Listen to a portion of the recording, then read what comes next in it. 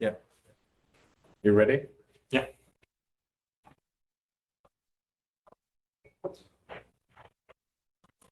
So today's speaker is Professor Valentin Buciumas, POSTECH, and he's going to talk about Hecke algebras, Whittaker functions, and quantum groups. Okay. Thank you for the introduction and for the invitation to speak in the seminar. It's great to be back at KIAS. I remember when I was in grad school, KIAS was, I believe, the first time I was invited to give a talk outside of the US. So it's nice to be here. So today I'll try to explain some fundamental results in the representation theory of p-adic groups. And they'll be dealing with Hecke algebras and Whittaker functions. And there is a lot of motivation to study these objects. I'll maybe say a few words about the motivation, but I won't go into detail. First, the motivation comes from the theory of automorphic forms, where Whittaker coefficients are a generalization of Fourier coefficients for modular forms. And Hecke operators are certain averaging operators that preserve certain spaces of modular forms or automorphic forms. And the way these, once you understand the way these operators act, you can then try to prove certain theorems about modular forms or automorphic forms. And since these automorphic forms are global objects, it makes sense to try to study local versions of these global objects. And this is what I'll focus on today. Okay, so let me start with some preliminaries. I hope this won't take too long. And then, okay, so we'll have a general setup, and I'm not sure how familiar people are with root systems. So I'll have an example by the side. In case people are very familiar, then I can skip the examples. In case people have no idea what I'm talking about, I can just focus on the examples. So it's up to you. Feel free to. Okay, good. So we'll be working with F, a local non-Archimedean field.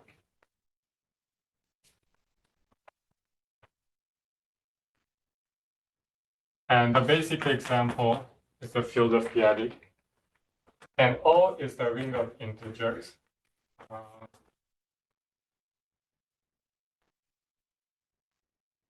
And the basic example is the p-adic integers. And pi is a uniformizer, meaning the way to think of pi is the element p as an element of Zp, which is a subset Qp.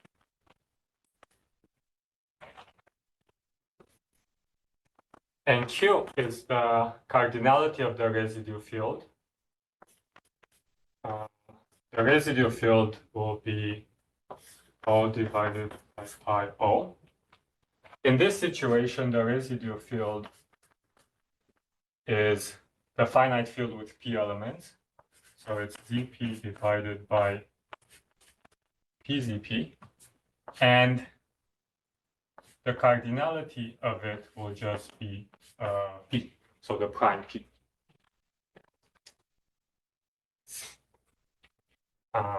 So this is the situation at the field level. And we want to do representation theory, so we'll be working with a group G.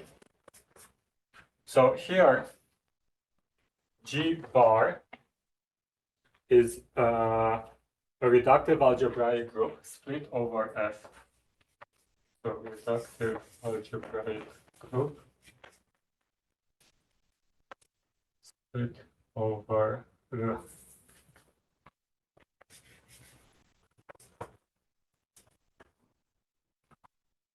And the basic example to keep in mind is GL3 over QP. So I'm taking the F points.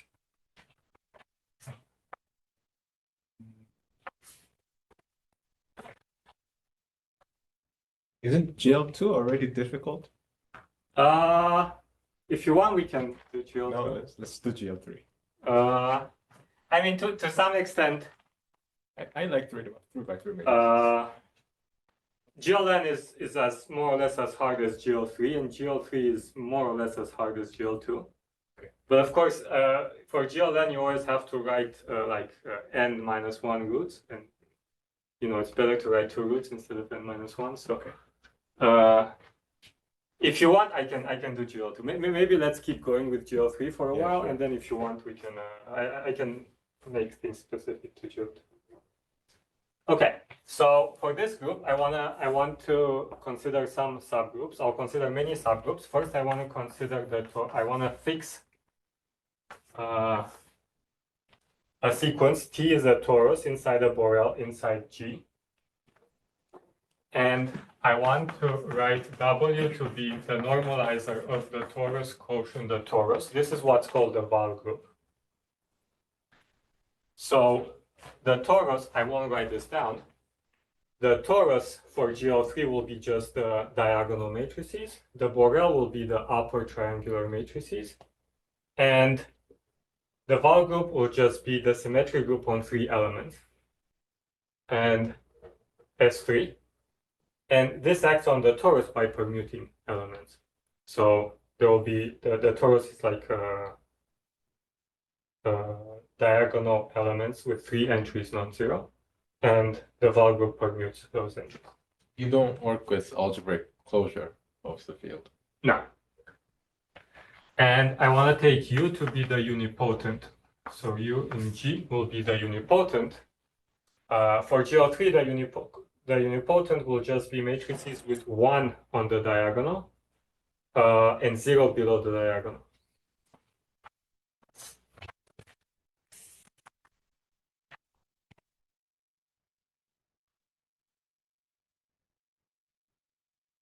Okay.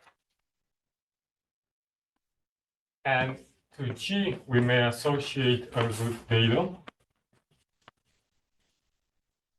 which consists of the following data. Lambda check, alpha I check, lambda alpha I. So alpha I will be the set of simple roots. Alpha I check will be the set of simple co-roots. Lambda will be the character lattice. And lambda check will be the co-character lattice.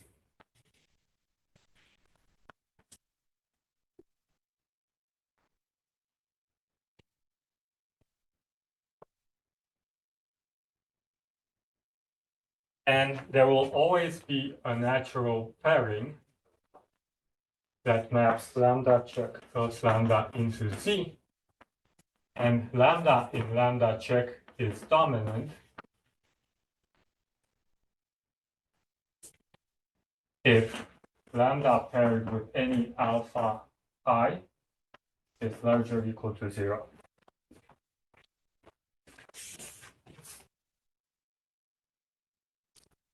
For GL3, we can say lambda is isomorphic to Z3, which is also isomorphic to lambda check. And we can take alpha 1 to be 1 minus 1 is 0. Alpha 2 is 1 minus 1,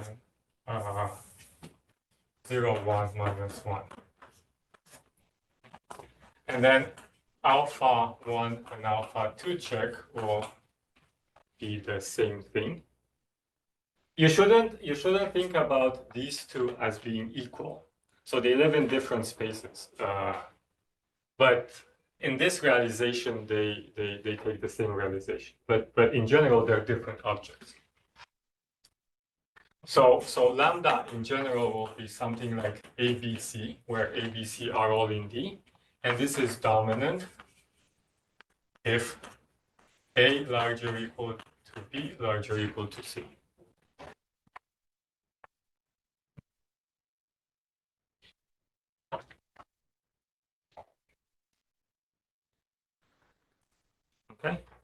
And there's two more things that I want to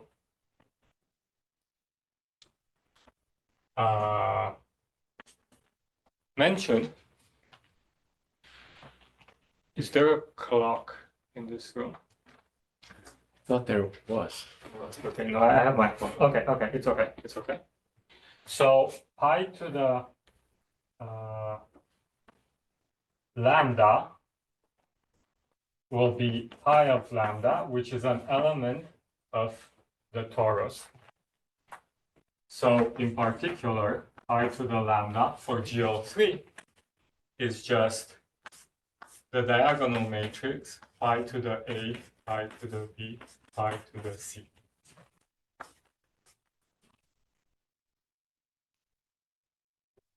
This will appear quite frequently.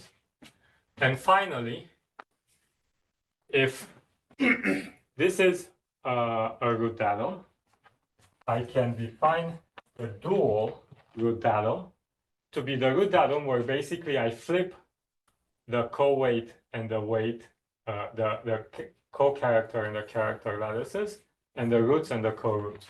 So this will be lambda alpha I, lambda check alpha I check.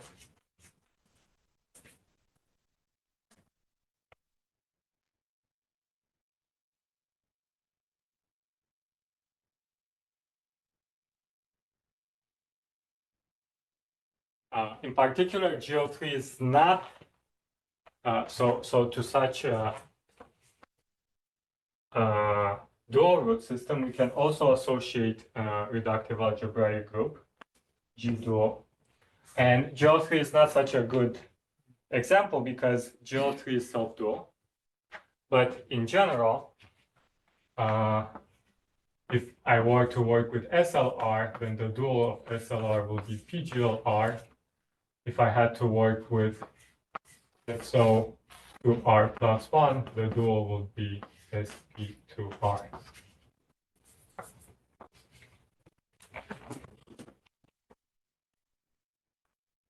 Okay, any questions so far?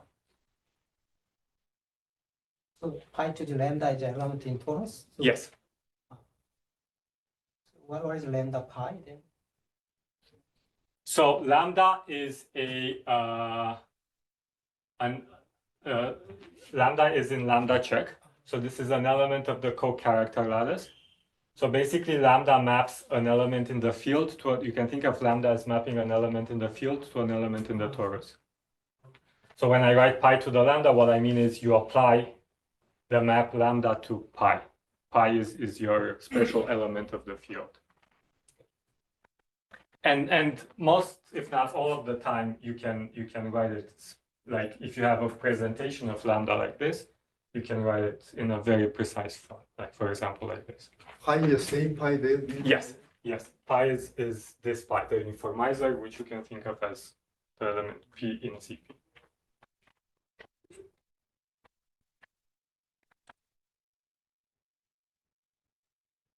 Okay, so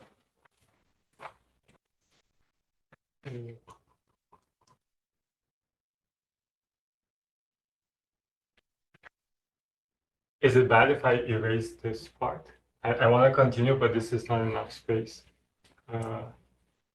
Do whatever you please. Okay, let me just, I think maybe Just lost the thing. Oh, oops.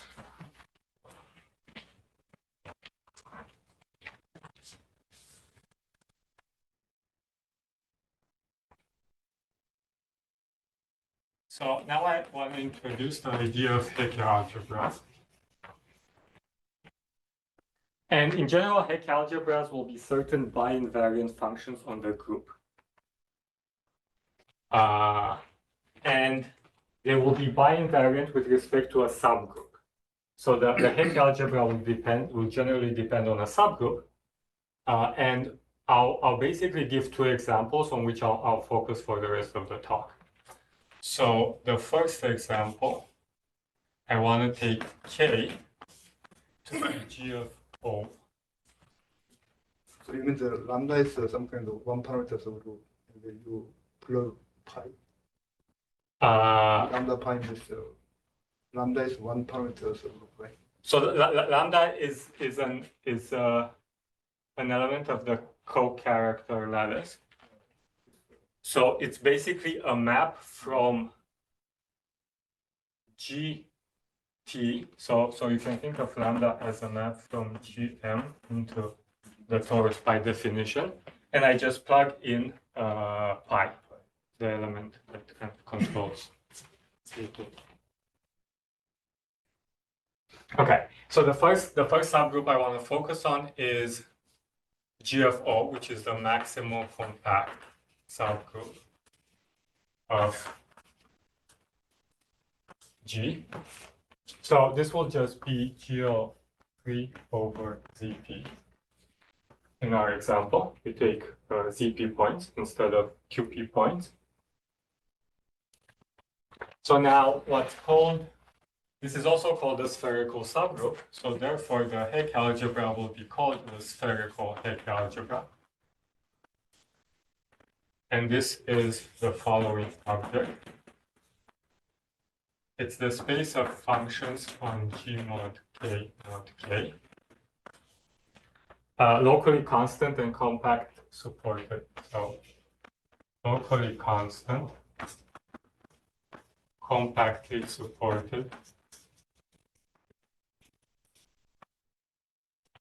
F that maps G into C such that Fk1 Gk2 equals f of G for any Ki in K and G in G.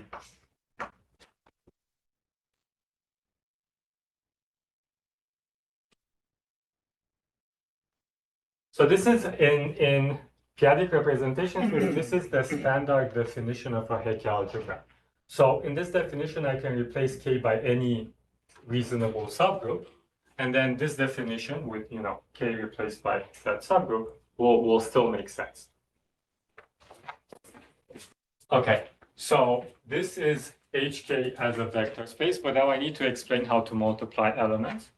So multiplication is given by convolution, which can be written as a certain integral averaging over G. So it will be the integral of f1 of x, f2 of x inverse G.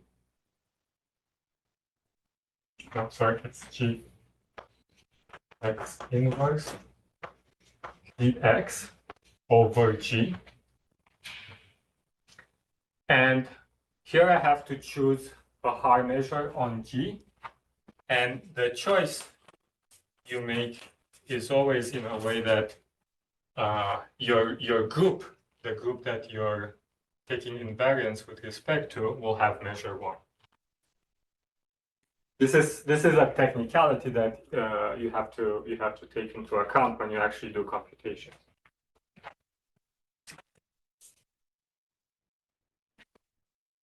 A second example is the Iwahori Hecke algebra.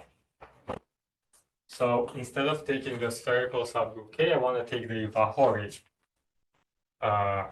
subgroup. To define the Iwahori subgroup, consider the map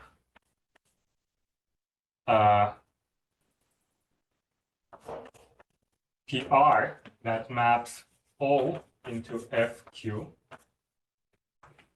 or that maps ZP into FP. So you can think of ZP as elements of the form A0 plus PA1 plus P squared A2 plus ... This PR map will map this element into A0 in the finite field.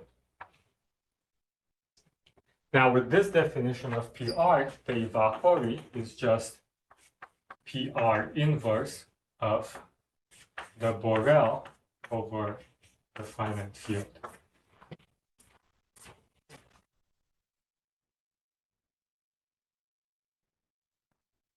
So for GL3, the Iwahori will look as follows.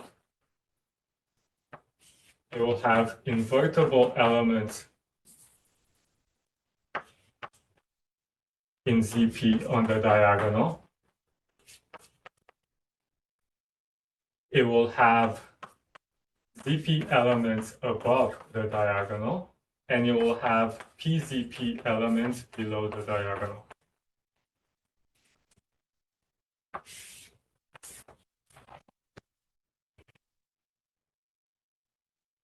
Here, when I mean invertible in ZP, not in QP.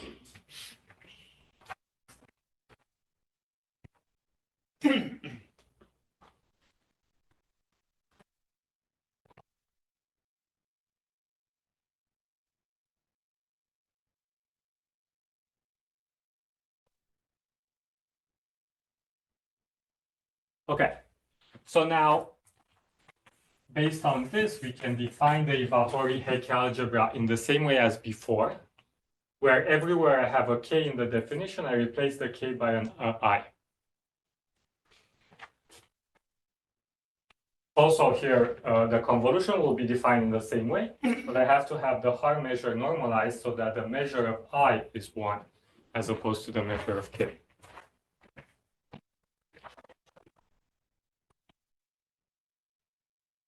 Okay, so it turns out that the Iwahori-Hecke algebra is isomorphic to what people call the affine Hecke algebra. This is the finite Hecke algebra, tensor, the character, the group algebra of the co-character lattice. I won't define this affine Hecke algebra because I don't really need it for my talk. But in case people know what it is, this affine Hecke algebra can be written in terms of generators and relation, and there is an indeterminate Q in there. If you want this equality to hold, you have to specialize the indeterminate Q to be the Q in our story, which is the cardinality of the residue field.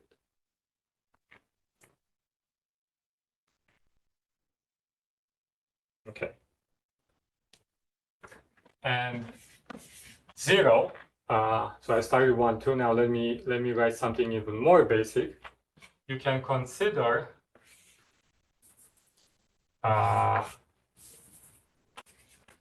just consider functions on G over a finite field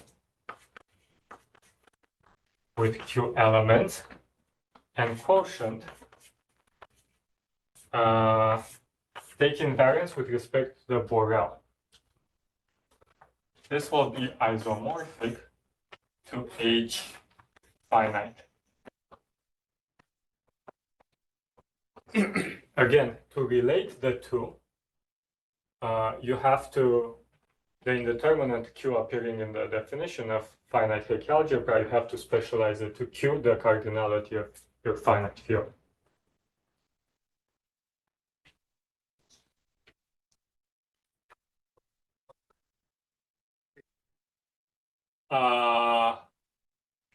This is the main thing I want to do in the next 10 minutes. Let me write 2 more things here and then we'll start. I'll explain what HK is. Thank you for the question. Yeah, that was the, let's say I'm leaving that for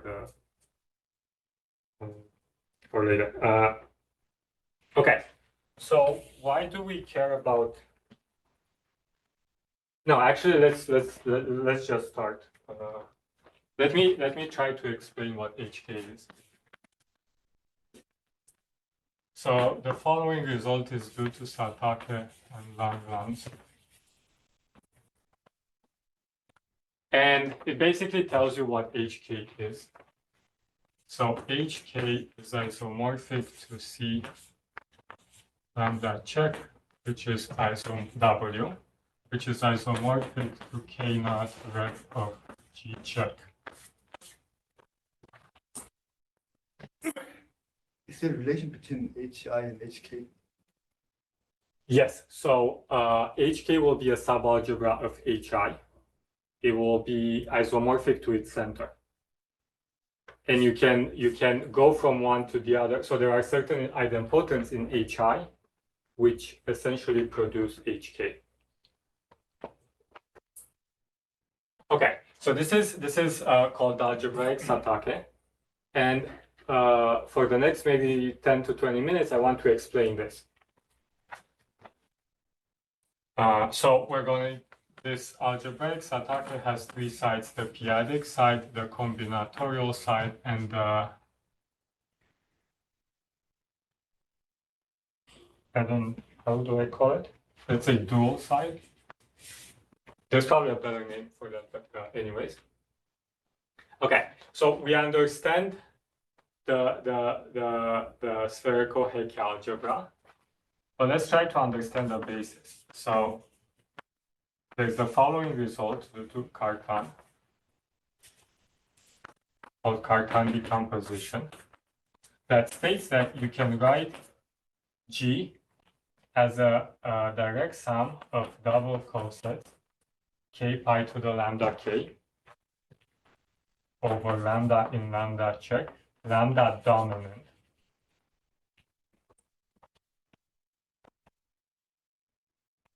So because of this decomposition, and because of how we define the Hecke algebra, it follows that HK will have bases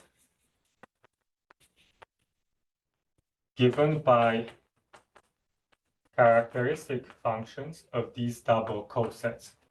So I'm going to denote this by H lambda. So H lambda is the map that takes G into 1 if G is equal to K 1 pi to the lambda K2 and takes G to 0 otherwise.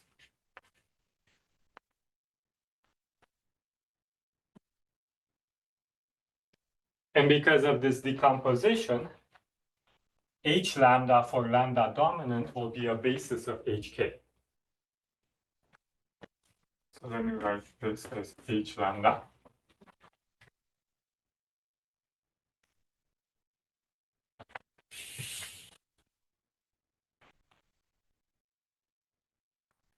In the middle, what we have is essentially symmetric polynomials in the co-character lattice. Symmetric with respect to the var group. So depending on what the var group is, you have different type of symmetry. For example, for GL3, C lambda check W is basically the same as polynomials in 3 variables that are symmetric with respect to the S3, where here S3 acts by permuting the variables x1, x2, x3.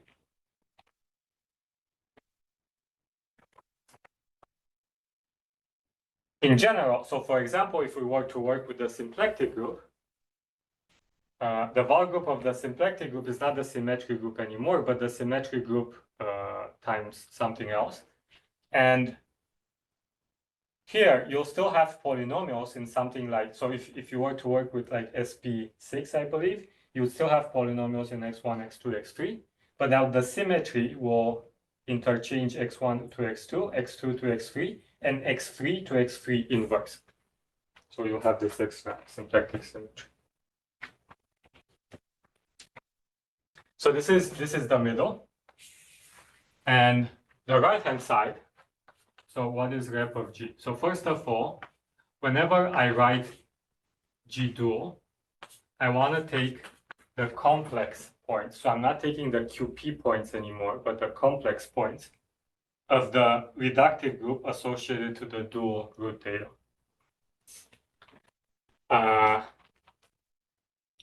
Okay, so this is a complex group, and I want to consider finite dimensional representations of this group. This category, so ref of G check, is a semi-simple monoidal symmetric category, and it is quite well understood. So there exists an irreducible V lambda for any lambda in the weight lattice of G check. But the weight lattice of G check is the same as the co-weight lattice of G. So I can write here lambda check.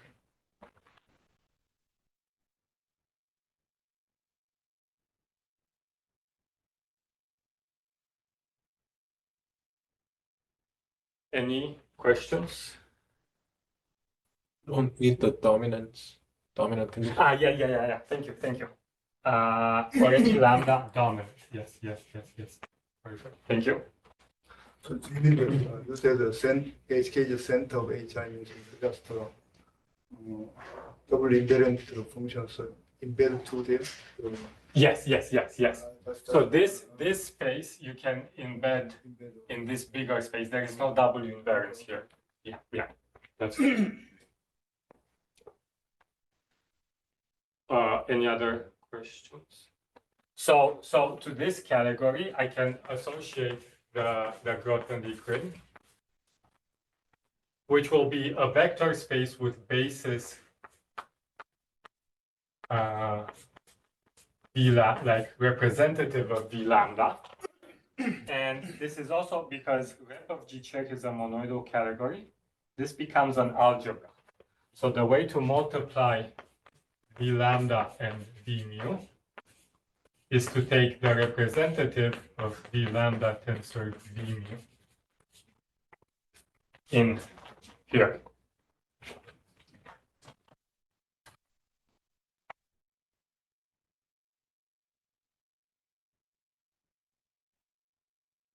So under the isomorphism, the basis H sub lambda corresponding to the simple. No. This is where we're getting at. The answer is no. This is important, somewhat important. So let me write. I don't have. He didn't even finish the question and you said no. It's not. So this is the Cartan decomposition. So let me. Sorry, my. I'm very lazy because at POSTECH we have maybe 6 boards, so I don't need to be precise. But here it's a bit harder. So let me write V lambda here. So this is a basis, a p-adic basis. This is a representation theoretic basis here. We know these are the same. And we want to understand how to relate this to the middle and what happens to these two bases. So first, how to relate these two to the middle part. So left to right to middle is what's called the Satake transform.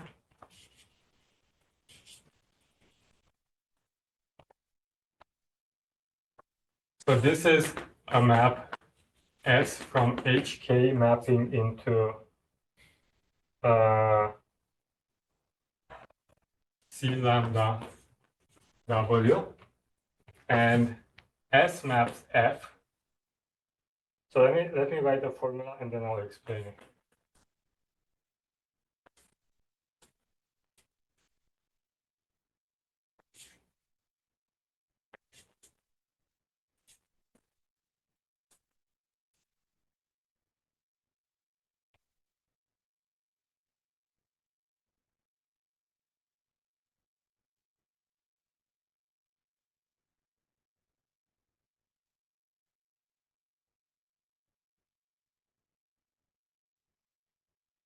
Okay, so I wrote the formula. Let me try to explain it.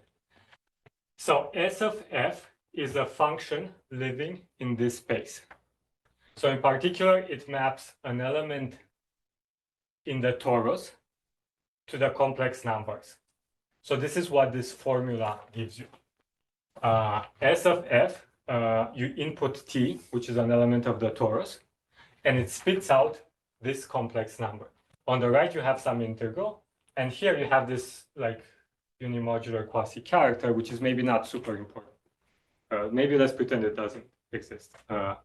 You need it because of somehow the upper unipotent and the lower unipotent are not somehow in equilibrium.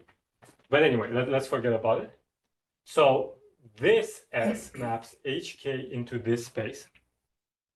You can show that these functions will have right TO invariant.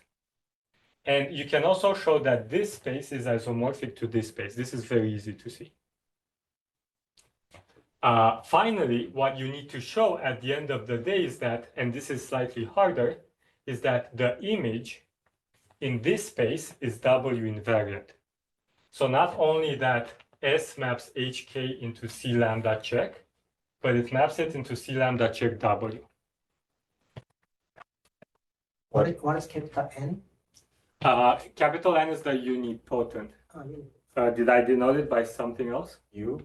Okay, let's, sorry. Yeah, one should be precise. Well, what if T in TF T? So T is the torus. Small t is in T. Yes. Small t is an element of the torus, TF. What is TU?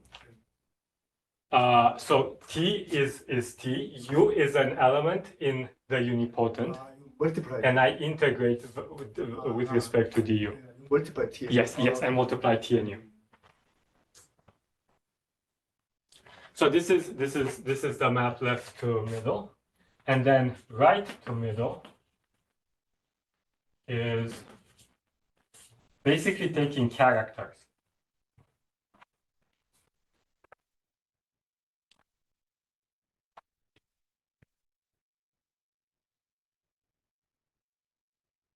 Okay.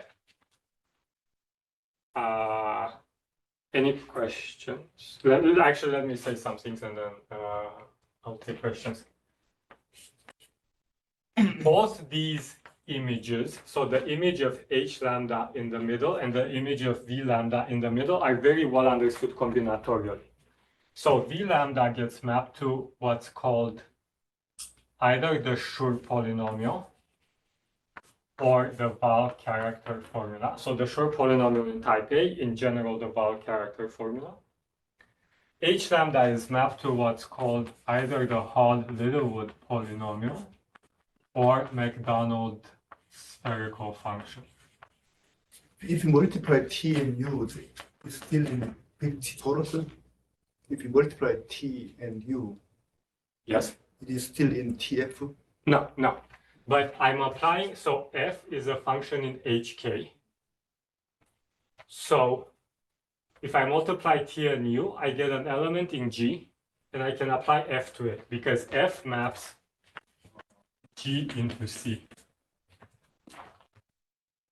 So here, f of T, f maps G into C, but SF maps T into C. So this is SF, and this is just F. So what I'm doing here, I'm defining SF in terms of F.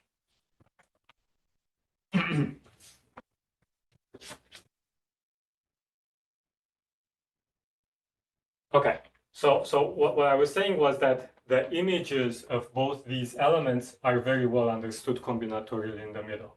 So these are Schur polynomials, these are Hall-Littlewood polynomials in type A, and also in general, they're well understood.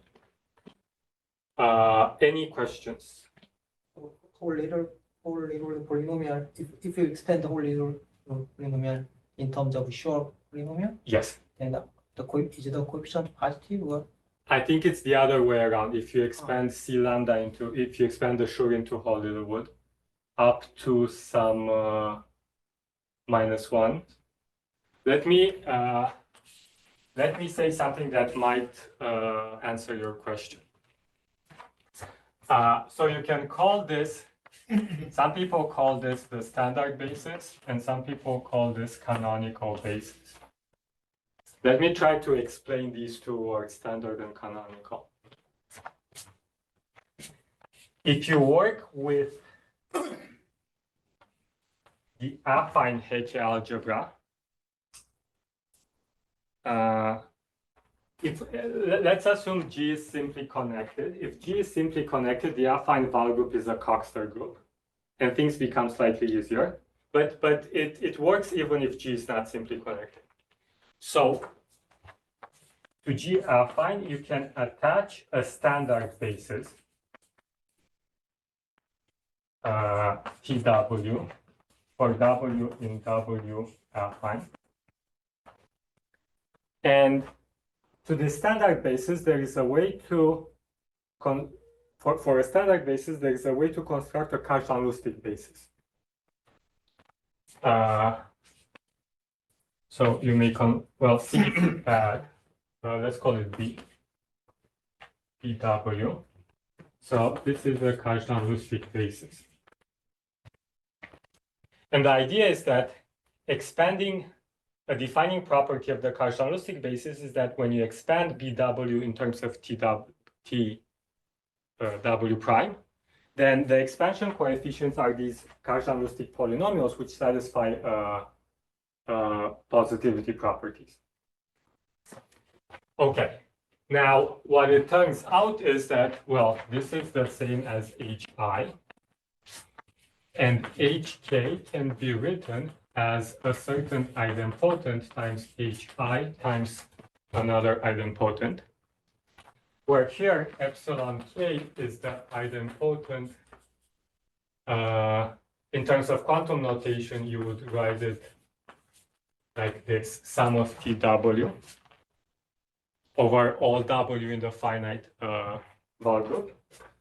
Here you have to be careful on how you normalize your TWs. So there are different normalizations, like maybe Ti minus times Ti plus 1, or Ti minus square root of Q Ti plus square root of Q inverse, or so on and so forth.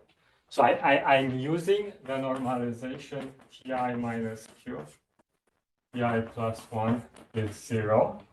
And I believe this is correct, but I'm not 100% sure. There might be some powers of Q missing here. Okay, so once you believe that HK is this, you have a standard basis TW and a Casselman-Shalika basis BW of HI. Then these two bases, so this epsilon k is invariant with respect to Casselman-Shalika involution, and these two bases will induce a standard basis of the spherical Hecke algebra and a Casselman-Shalika basis of the spherical Hecke algebra. The standard basis is this one, and the Casselman-Shalika basis is this one. This maybe is algebra homomorphism. I'm sorry? What you defined is algebra homomorphism from left to middle. Yes, yes, yes. These will all be algebra homomorphisms. See some kind of canonical. Yes, yes. Does this partly answer your question? Yeah. So can I ask one? Yeah, yeah. So can you explain the index set for the basis for the Yes. standard one? Yes. In affine algebra cases, it's indexed by the element in the affine Wald group. Yes. And if we move to the spherical Hecke algebra, then the index set Yes. is now co-characters. Dominant. Co-characters. Yes. So this is because these idempotents will kill off a lot. Like one idempotent will essentially kill off the finite part, and one idempotent will basically add a W here. So like the basis will decrease by a lot because of those two idempotents. Question? So on the right, this Grothendieck ring Yes. side, there's no P. No. But on the left, there was P. Yes. So these Paul Littlewood polynomial, that depends on P? Yes, they depend on some Q. Yes, yes, they do. If you know, I'm not sure if this is useful. This might be the opposite of useful. But if you know McDonald polynomials, those depend on two indeterminates, Q and T. And you can get Hall Littlewood by specializing one of them to 0. So you mean the in the middle, the whole little polynomial is specialized with the Q. Yes, yes, yes. So if you think about the Hall Littlewood as something depending on some indeterminate Q, I always specialize on the left. I specialize the Q's, indeterminate Q's, to be this cardinality of the residue field. But you're correct. On the right, there is no Q. And this also has to do with representation theory of quantum group of root of unity, isn't it? So far, no. Yeah, so far, no. No, but in the near future, yes, something will happen. Depending on how we're doing on time. Any other questions? Okay. So, What is WCF? WCF stands for Val character formula. It's a combinatorial formula for the character of B lambda for any group G. Which I'm not going to write it here, but it can be made very precise and it's well known.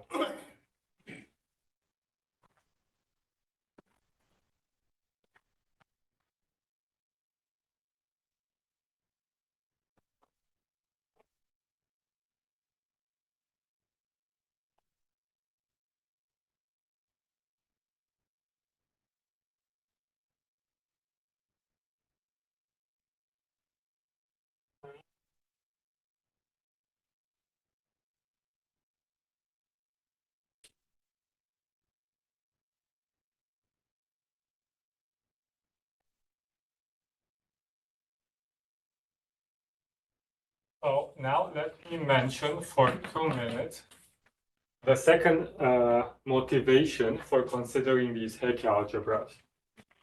So if you're interested in automorphic forms and you want to study local objects, you should study the following category, which is the category of smooth admissible complex reps of G. Here, G is the QP points of some algebraic group, and we're looking at complex representations that have certain natural property. I won't define smooth and admissible, but it's not too hard to define. So this is the category that you're interested in studying. And this is the category that's the subject of what's called local Lagrange conjectures. What happens is that Hecke algebras help you to understand part of this category. So you can do two things. You can look at irreducibles in rep of G that have a k-fixed vector.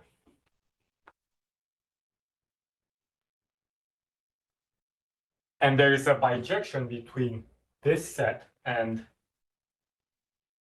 finite dimensional irreducible representations of the spherical Hecke algebra. So to understand part of rep of G, you basically have to understand HK. And what Satake does is it basically reinterprets HK in terms of G dual, which ultimately leads with not too much effort into a proof of the local Lagrange correspondence for these representations that have a k-fixed vector. Moreover, you can look at reps in rep of G with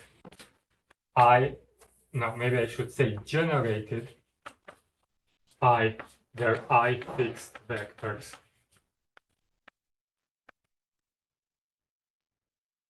And this will be an equivalence of categories with the finite dimensional reps of the Vahory-Hecke algebra.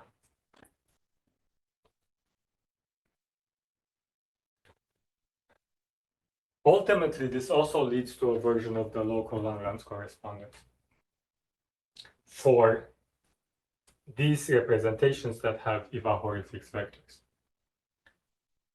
This is more natural from the point of view of automorphic representations. If you have an automorphic representation it's a global representation, so it will split into a tensor product of representations for all primes P. And all but finitely many of those representations will have k-fixed vectors. So to understand an automorphic representation, for all but finitely many places, you need to understand the spherical Hecke algebra. Now, this equivalence is more natural at the representation theoretic level, because these reps in rep of G form a block. So for example, if a rep in rep of G has a k-fixed vector, if an E rep has a k-fixed vector, it might extend with some representation that does not have a k-fixed vector. While here, this doesn't happen. So these form a block, and as a block, this is equivalent to this. So it's more natural from the rep theory point of view to study blocks, meaning subcategories that have no extension to the outside.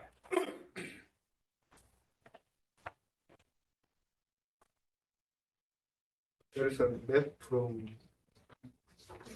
down to up. You mean like this? From bottom to. Yes. So sorry, I need to. Yes. If an irreducible has a k-fixed vector, then it will have an I-fixed vector. So the map is inclusion like this. And then you can make something precise here, but it's maybe a bit more technical. But HK is a subalgebra of HI, right? I'm sorry? Yes. HK is a subalgebra of The HI. direction is from the bottom to up, right?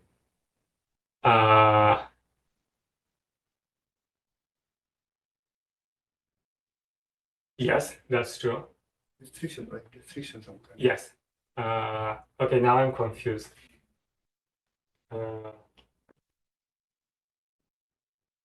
So I is a subgroup of K.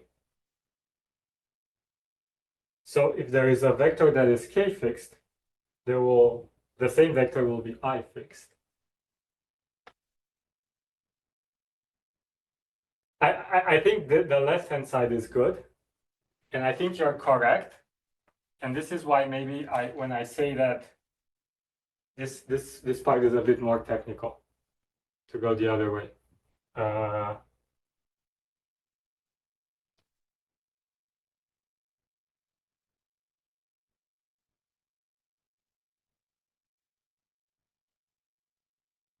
Maybe this is slightly confusing. Maybe I'll think after this. say some more things about it. Let me go to the second part, which is instead of Hecke algebras, I want to consider Whittaker functions. So instead of considering general Whittaker functions, I just want to look at a Gelfand-Greif representation.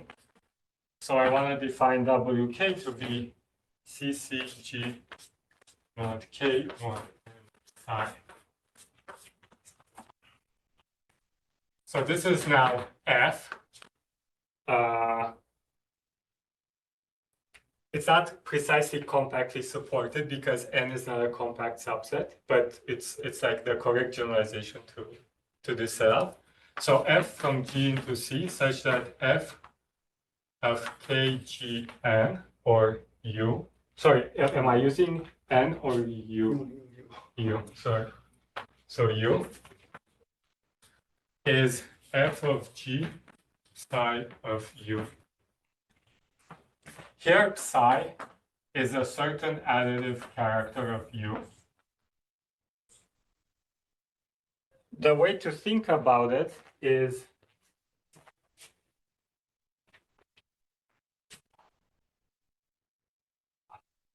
there's some technical conditions like non-degeneracy, but maybe I don't want to spend too much time on it. Maybe I'll give an example. So for GL3, psi will map this general element to psi naught of A plus C. And psi naught is a character of going from QP into C. That is let me see.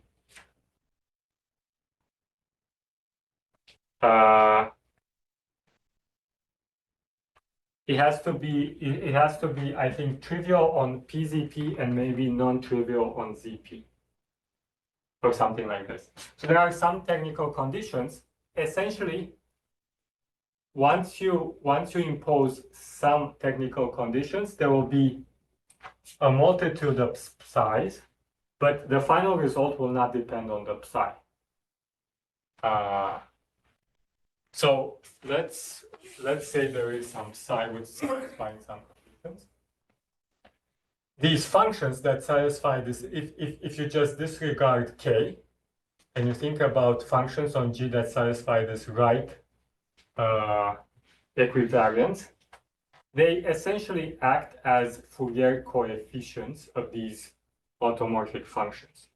So in particular, if instead of working with general G, we work with SL2, this U will basically be something like 1A01. And if you make these formula precise in the automorphic form setting, these functions will essentially behave like Fourier coefficient.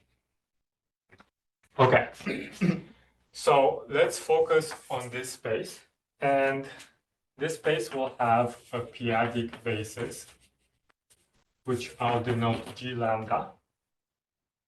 G lambda will map k pi to the lambda n into psi of n, and everything outside of it into 0.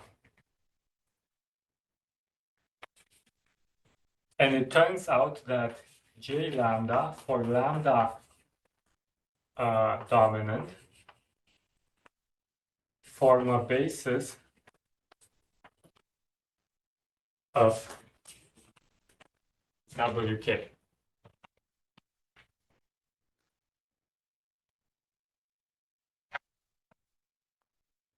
Now, there is an action of HK on WK. Since I have left K invariance and HK has right K invariance, there is an action by convolution. And now the question becomes, how does WK look as a representation of HK? And the answer, and this is a theorem due to, on one hand, Lustig, on the other hand, Frankel, Gaitsgory, Raskin, and Dhillon. And the theorem says that WK is a free rank 1 HK module. And in particular, the following diagram commutes. What was the first sentence? The sentence? Yeah. WK is a free rank 1 Right. HK module.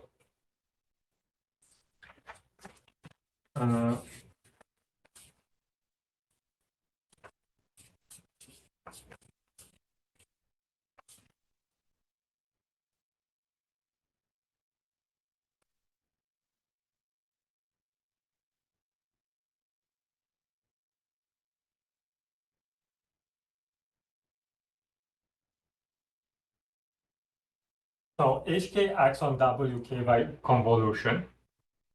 HK is isomorphic to K naught of rep of G check. WK will also be isomorphic to K naught of rep of G check. And this diagram commutes, where here the action is by tensor product on the right.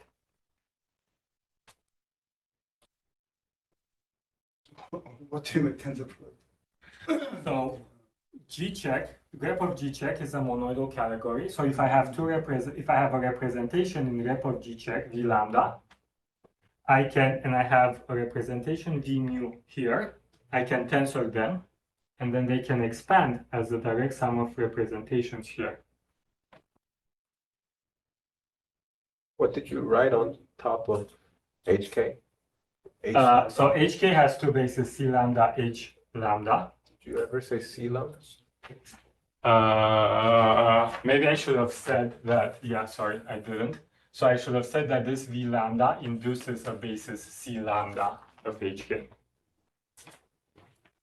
So H is the p-adic, C is the canonical basis. And Wk at the moment has one basis, J mu.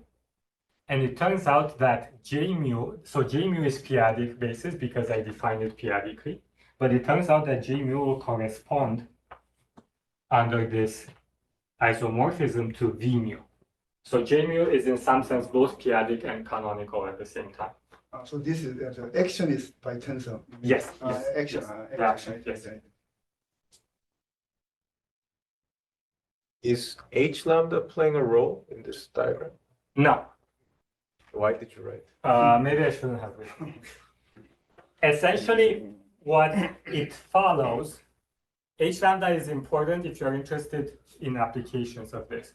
So what it follows from here is that if I want to understand the convolution of C lambda on J mu, it's the same thing as understanding tensor product of V lambda with V mu.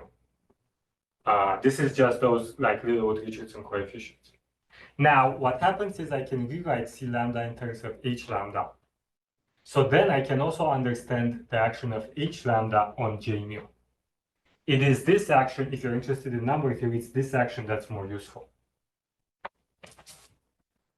Although to precisely write it down may be slightly harder, combinatorially.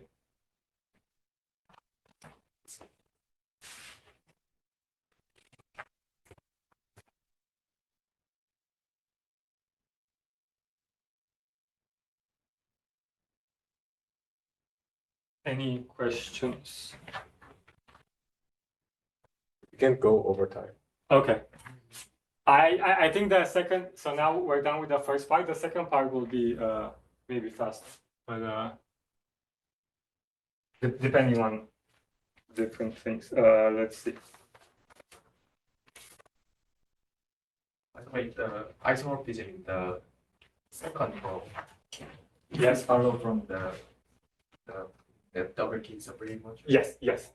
So WK is a free rank 1 HK modules, essentially means that WK is isomorphic to HK as an HK module. Since HK is isomorphic to this, then WK is also isomorphic to this. So yeah, basically it follows from there. What's new in the diagram is that J mu corresponds to V mu. This is the input that's new. WK is more multiplication, right? No. WK is just a module. You cannot multiply two elements here. It's a bit confusing because you can multiply two elements here, but you shouldn't, only on the top, not on the bottom.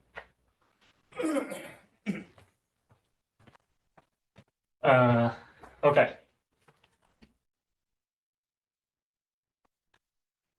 So essentially what my work does is trying to understand these two basic statements, the Satake and this statement, instead of for general reductive groups, for metaplectic covers of such reductive groups. Now, there is a lot of motivation to study metaplectic groups, but in the interest of time, I'll skip all of that.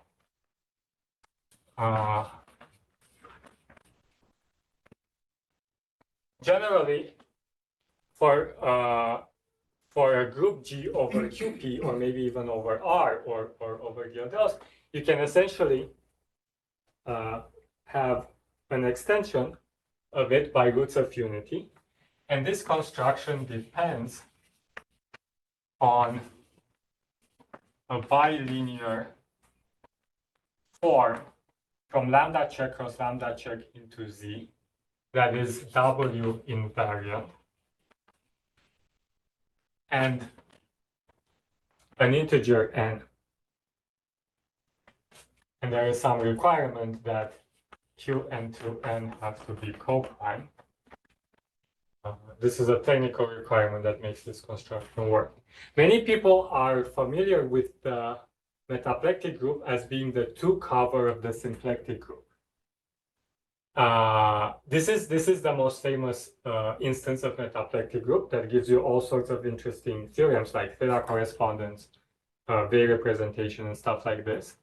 But from a representation theoretic point of view, you can generalize that construction for any group G and for any set of roots of unity modulo some constraints.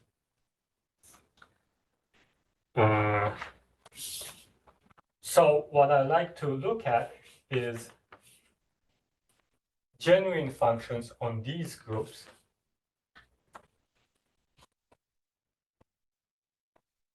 By genuine, I mean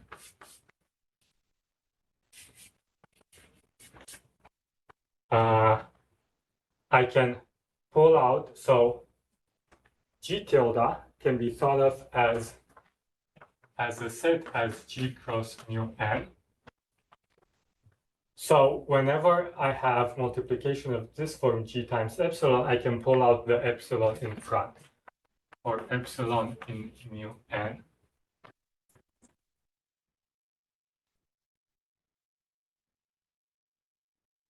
So I'm only considering functions of this form.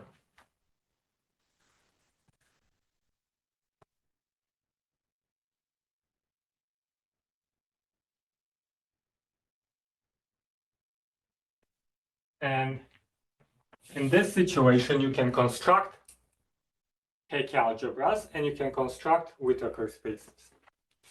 And there is a theorem due to, I guess, Sabin, McNamara, Campbell-Dhillon-Raskin,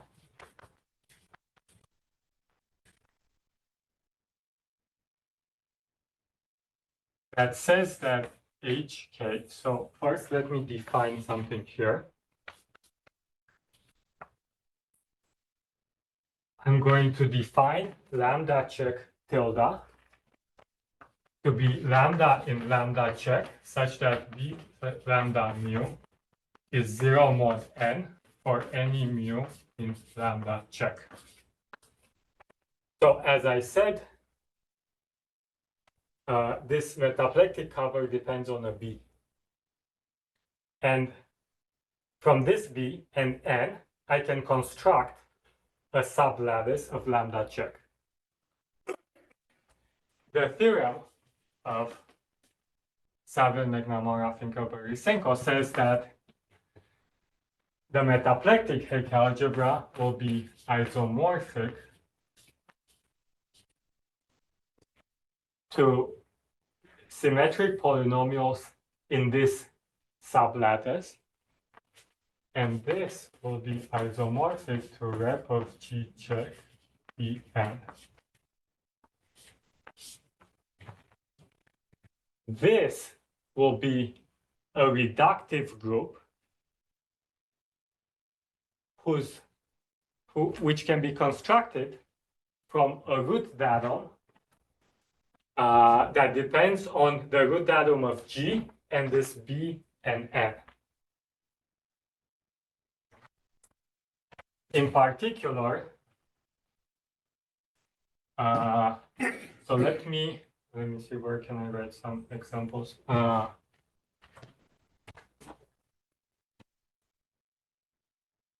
So let me write some examples for GL3 to make sure I'm not losing too many people. So for GL3, what can B be? B can take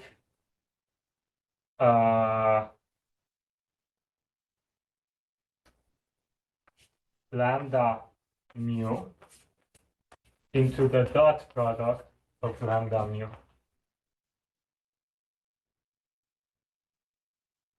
So if this happens, and I choose a random n, then lambda check will be z to the 3, and lambda tilde check will be nz to the 3.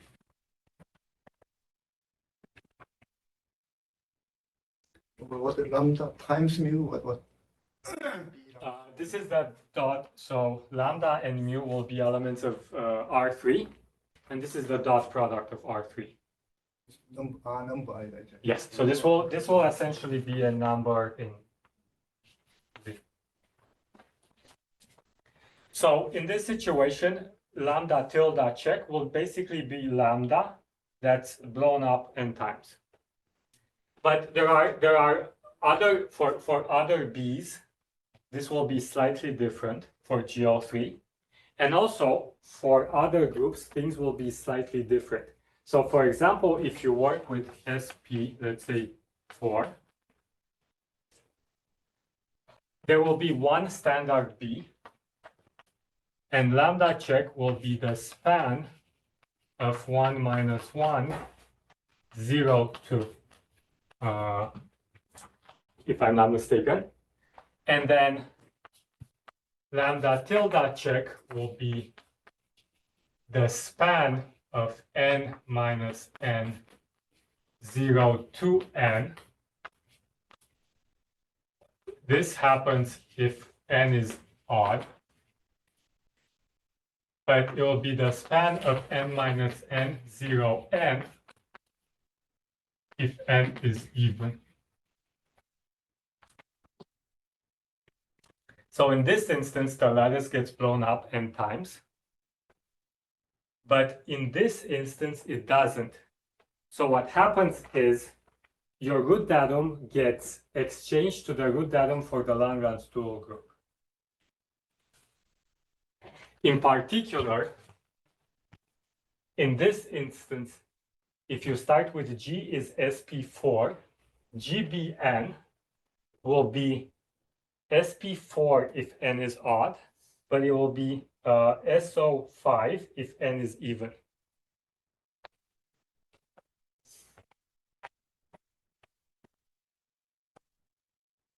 So this is the situation. Here we have, again, bases H lambda and C lambda. C lambda will be, see, everything is with a tilde now. C lambda will correspond to V lambda in here. H lambda will be the p-adic basis. Lambda will be in lambda tilde dominant. And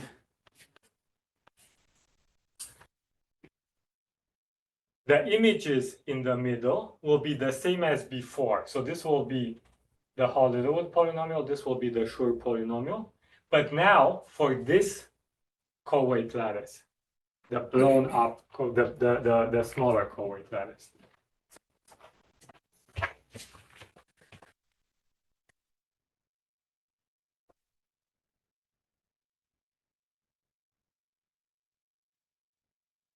But okay, so this is the situation at the Hecke algebra level.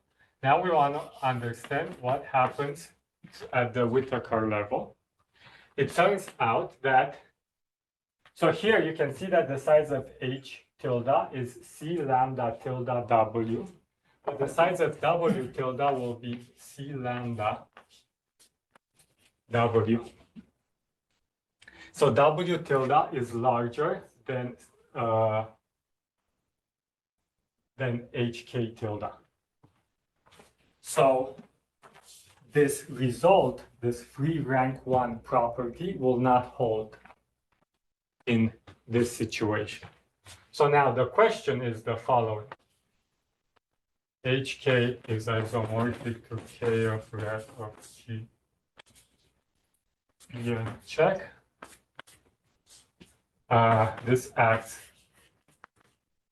on WK.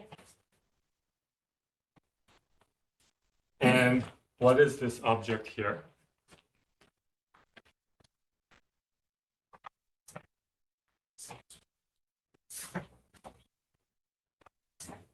And now I get to your question of when will quantum groups, lattice of unity, appear? You are not writing tilde in the. Sorry, I was supposed to write tilde. Yes. Everything has a tilde now. So the question is, what is this object? And the conjecture, this is due to Lurie and Gaitsgory, from maybe 2007. And it's now a theorem in different instances due to Campbell-Dhillon-Raskin and myself and Buciumas-Patnaik. That the question, so the conjecture and the theorem is that the question mark should be more or less rep of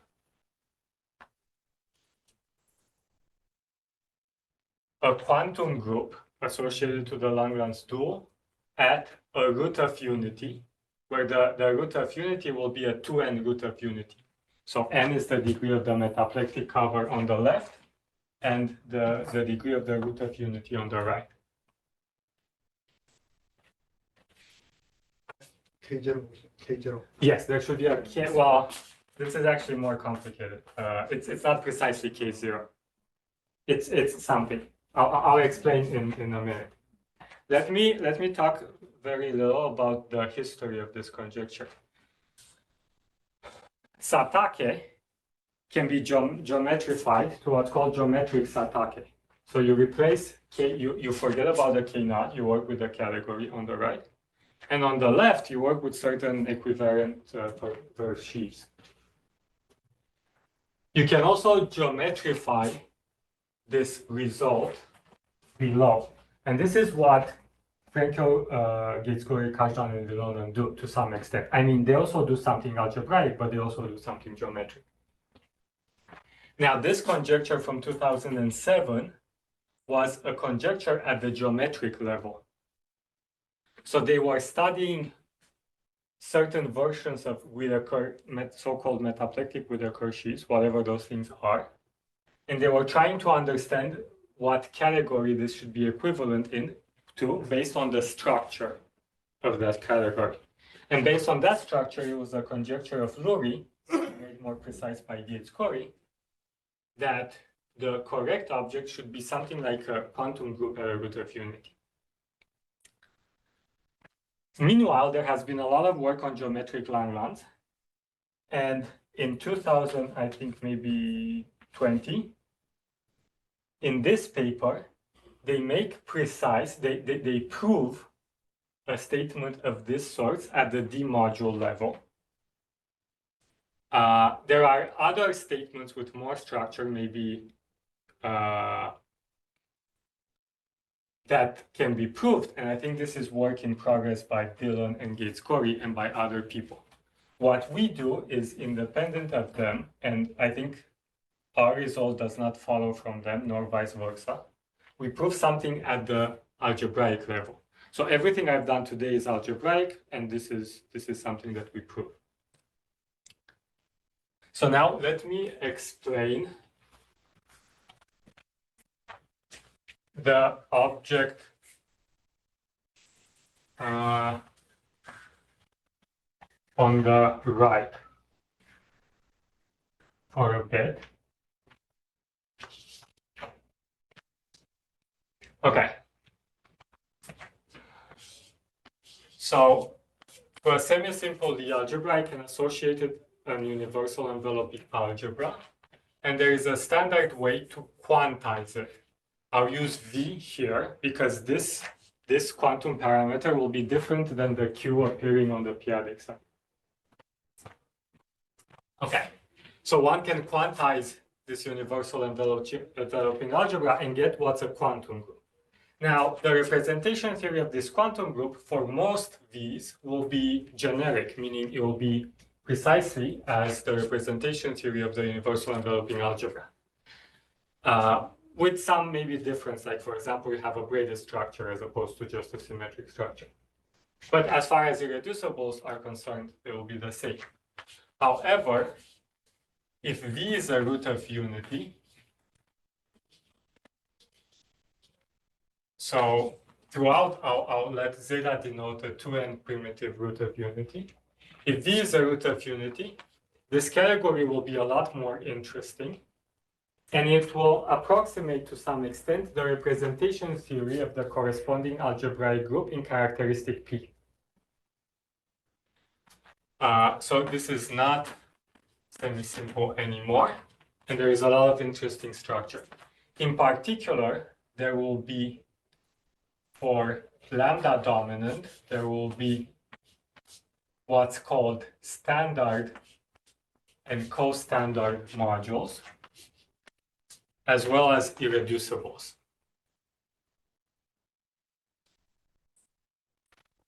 The way to think about standard modules is think about the irreducible of UVG when V is generic. What happens to it when V becomes the root of unity? It basically becomes the standard object, which now will not be irreducible anymore. However, because this comes from the irreducible for generic V, the character of this is just the val character formula. The co-standard is some sort of dual version of the standard, which has the same character. So these are well understood. But now, the character of the irreducible, this is a harder problem. This character by the irreducible is given by Lustig's conjecture in terms of, this character can be expanded in terms of characters of delta, and the expansion coefficients will be Kazhdan-Lustig polynomials. This is what Lustig's conjecture says, and this has been proven by the work of many people, including Kazhdan-Lustig and Kashiwara, Tanisaki, and maybe Anderson, Zorgo, Anderson, Janssen, Zorgo. Okay. Now, what happens here, since we don't have semi-simplicity anymore, there will be extensions between objects. The standards and the co-standards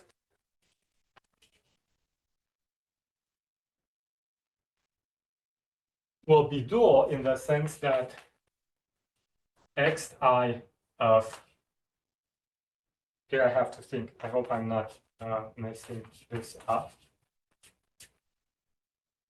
will be one-dimensional if lambda equals mu and I equals 0, and it will be 0 otherwise.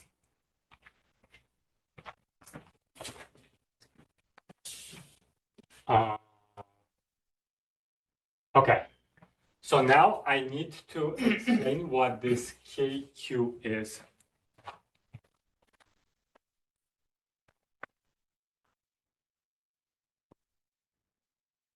If I have I equal. So you mean there's no extension? Okay.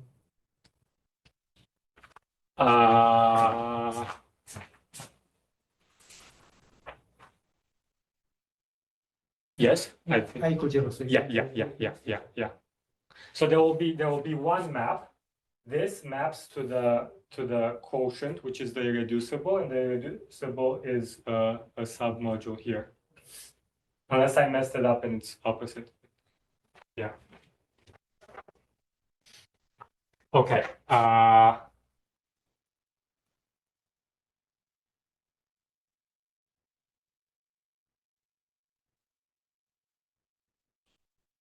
Let me try to explain what this object is.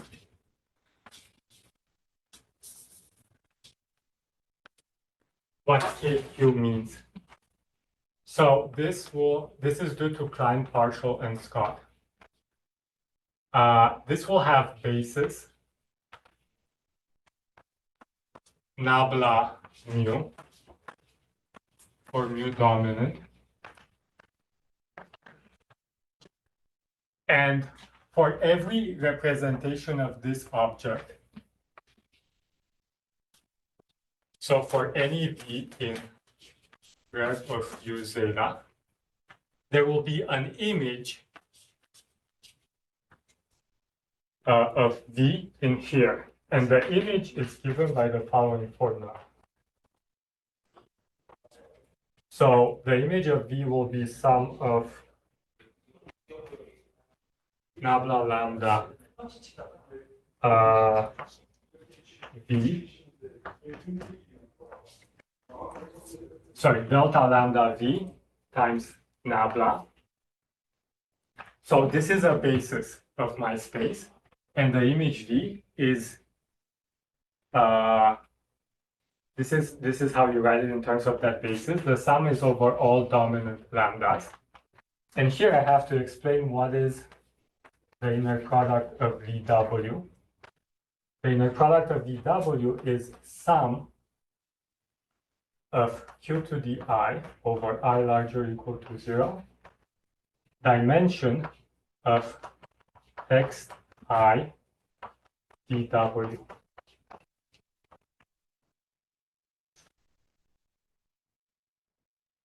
So I think I made a mistake here. So I think this is there should be a delta on the left and a nabla on the right.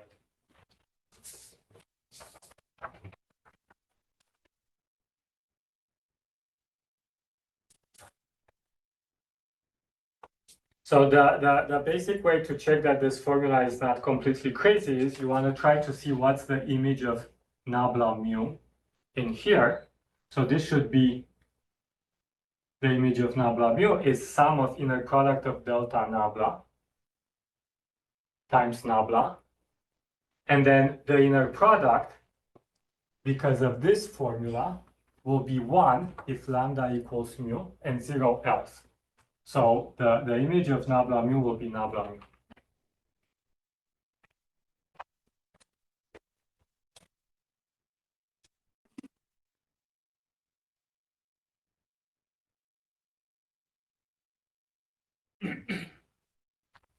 Is this a definition of KQ? Yes, this is the definition of KQ. So what I'm saying is that it's a space which has this basis, and there is an image for every representation in this space.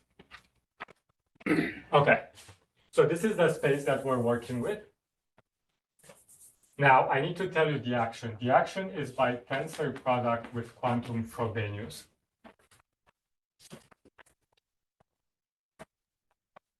Quantum Frobenius is a way to map a representation here to a representation here. It mirrors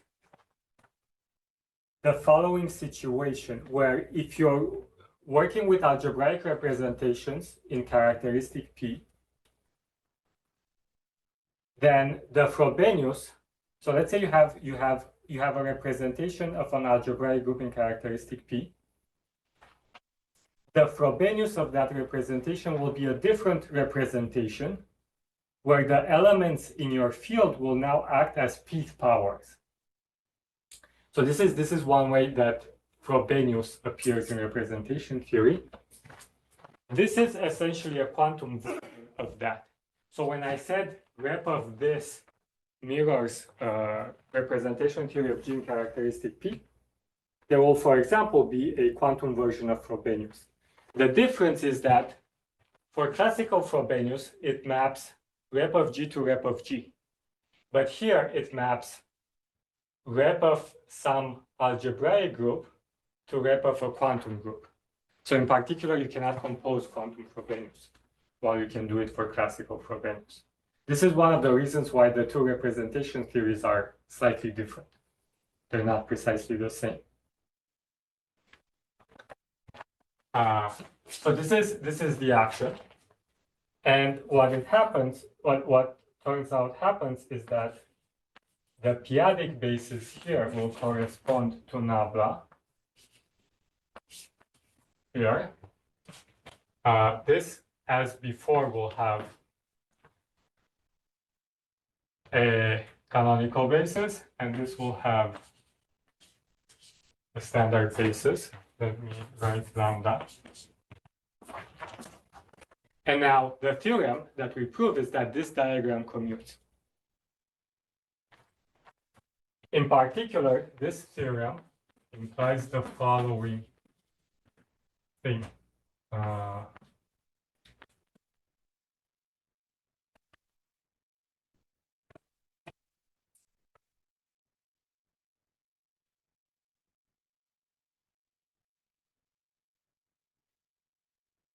if I multiply C lambda with J mu and expand in J aras, then these coefficients, which can be written in terms of p-adic integrals, will equal so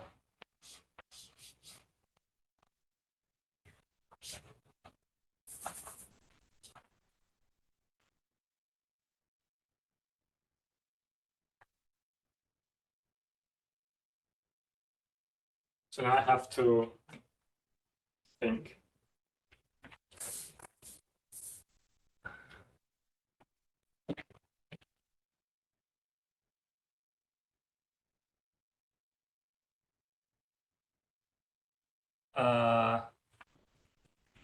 I think this is something like this. But I'm not 100%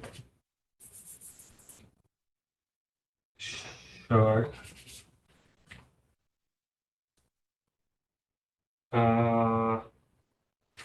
Should be another.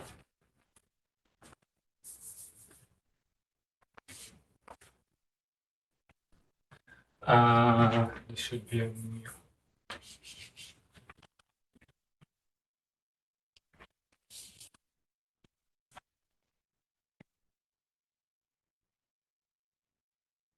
What is a Q and what?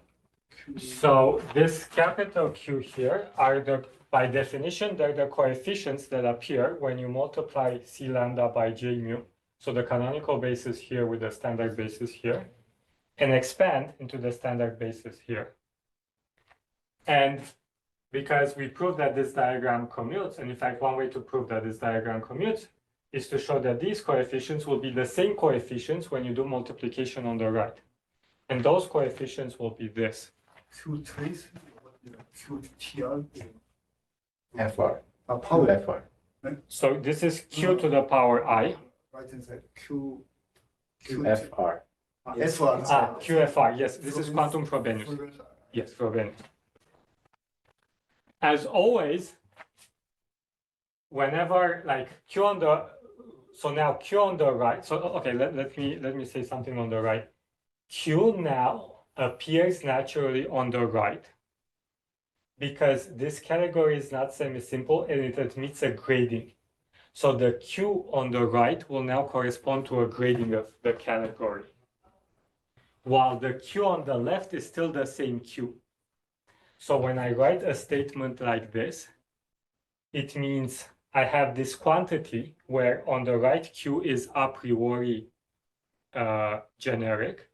But if I set this equal to something on the p-adic side, then the Q has to become this P, this cardinality of the residue field. Do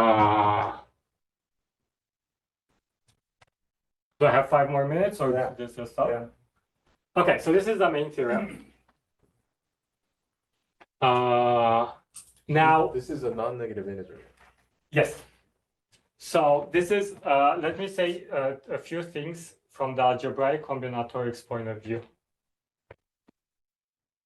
These will satisfy certain positivity properties. One way to see this is, well, by this interpretation, which my understanding is that it was known to Kashiwara and Tanisaki for maybe like 20, 25, 30 years ago. But I don't think it was ever written explicitly. It's also known that these are the transition coefficients from so-called LLT polynomials into Schur polynomials. And it was shown that they are positive, that they admit this positivity property by Grozhnowski and Hyun using some geometric tools. And it's a quite famous problem in algebraic combinatorics to give a combinatorial formula for these coefficients that prove positivity. Similar to say, you know, like the formula for Littlewood-Richardson coefficients in terms of skew tableau.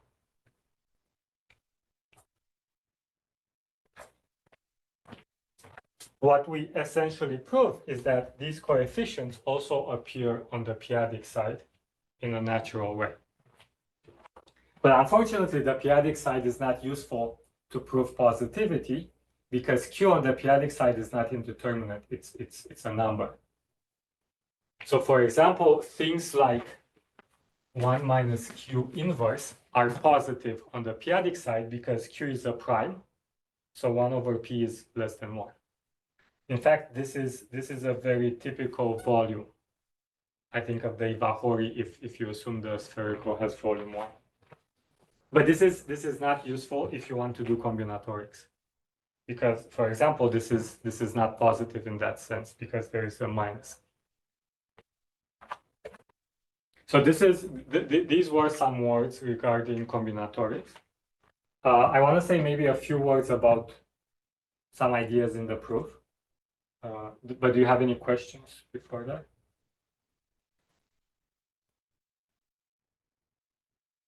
So in your definition of KQ, Yes.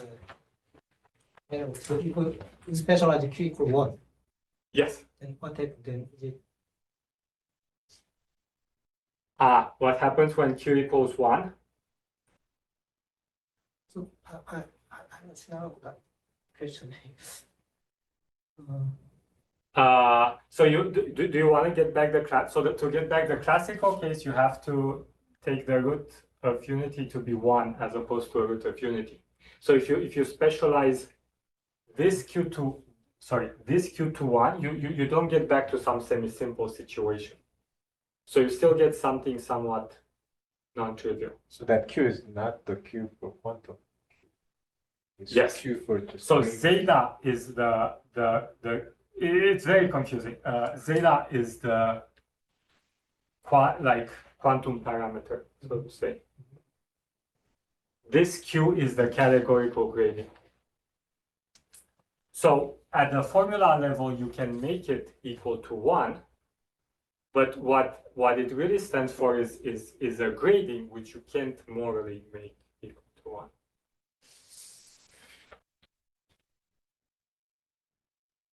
Sorry, maybe this is more confusing than what we started with. Okay. Any other questions? This quantum Frobenius doesn't have to do with the Frobenius homomorphism of quantum groups.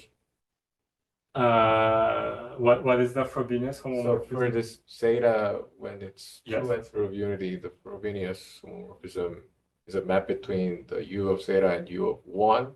Yes. It's precisely that. Yeah, It's precisely that. precisely that. So what's interesting, and many people, if you don't work in this particular area, realize this quantum Frobenius, so it maps U zeta into U of 1, but the G for U zeta and the G for U of 1 are not always the same.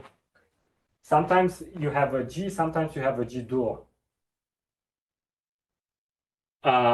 It's precisely the same situation here, working with metaplectic groups. You always have this reductive group here that depends on how you build a metaplectic group that can essentially be G or G dual in many instances, depending maybe on the parity of the cover. So yes, the answer to your question was yes.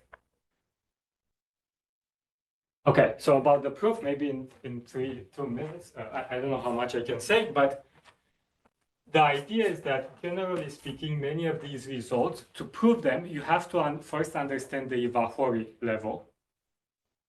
And then you have to understand how to average from the Iwahori level to the spherical level. So as I said before, the Iwahori Hecke algebra is something like, the spherical Hecke algebra is the Iwahori sandwich between two idempotents. And this actually holds true at the Whittaker level. But for the Whittaker level, you only need one idempotent on the left, because you go from left I invariance to left K invariance, but the right-hand side stays the same. So there's only one idempotent. So basically understanding the action at the Vahory level and then understanding how to average, these are two steps to do it. The issue is that, let me just erase this.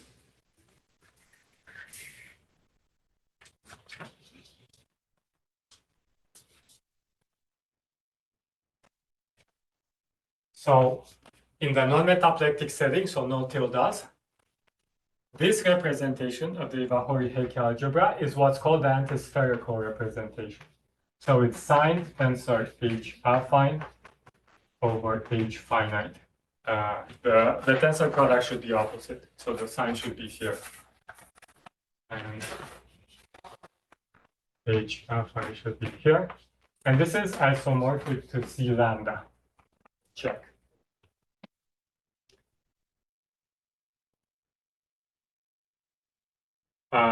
Okay, so the idea is that you have to choose, to understand this action, you have to choose one element here and understand that all Ti's act as -1 on that special element. And then you have to understand, where is it? So let me write it here.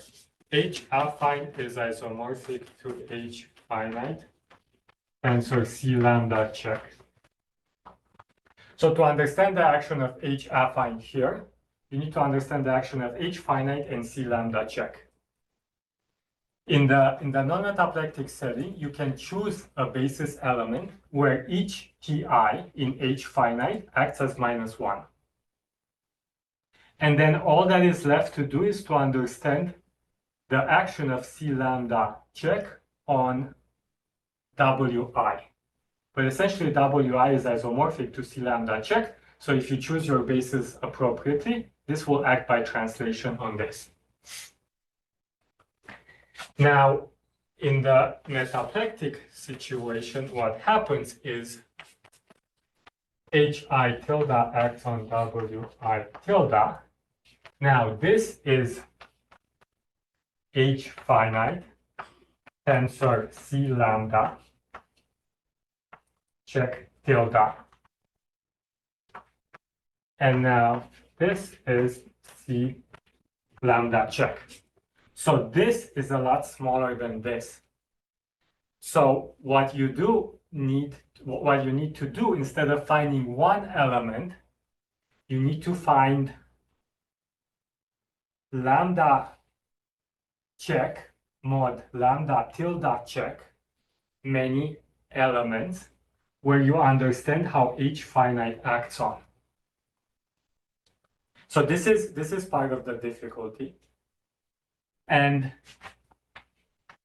what it turns out is that this will equal a certain direct sum of things like epsilon j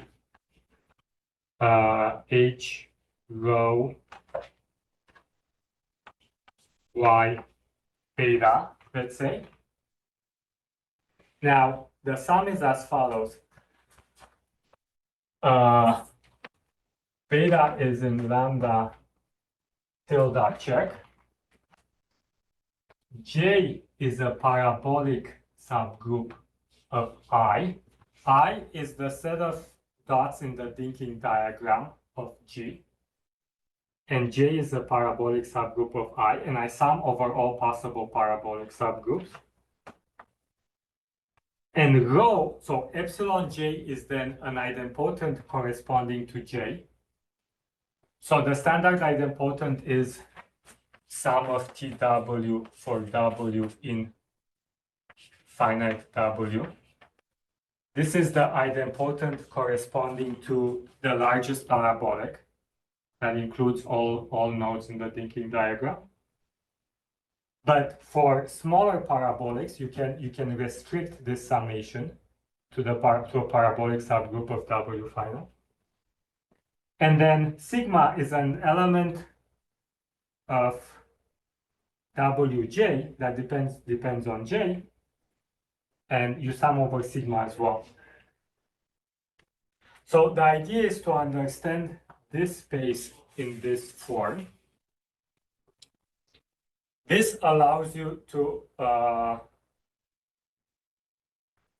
understand this action explicitly. To connect it to p-adic to the p-adic side, we use some intertwiners on the p-adic side, which give you this decomposition. So this is a decomposition as modules of hi tilde. So in particular, these will be like, once I fix j and I sum over beta and sigma, this will give me submodules of hi. So this on the p-adic side comes from understanding intertwiners, maps between wi and wi that respect the Hecke algebra action. And then you have to understand how to average this to the spherical level and keep track of the combinatorics. This idea to write this space as this came from certain work of Lascaux, Leclerc, and Thibon. They were trying to understand this vector space and different bases, so standard basis and canonical basis of this vector space, where these bases would correspond to standard objects and irreducible objects. So the idea was to, well, we knew from the conjecture of Lurie and Gaitsgory that this is the correct group, that this is the correct object here. And we were trying to model this p-adic object in the same way at the combinatorial level. And for this, these ideas of LLT were very useful. One more thing to note is that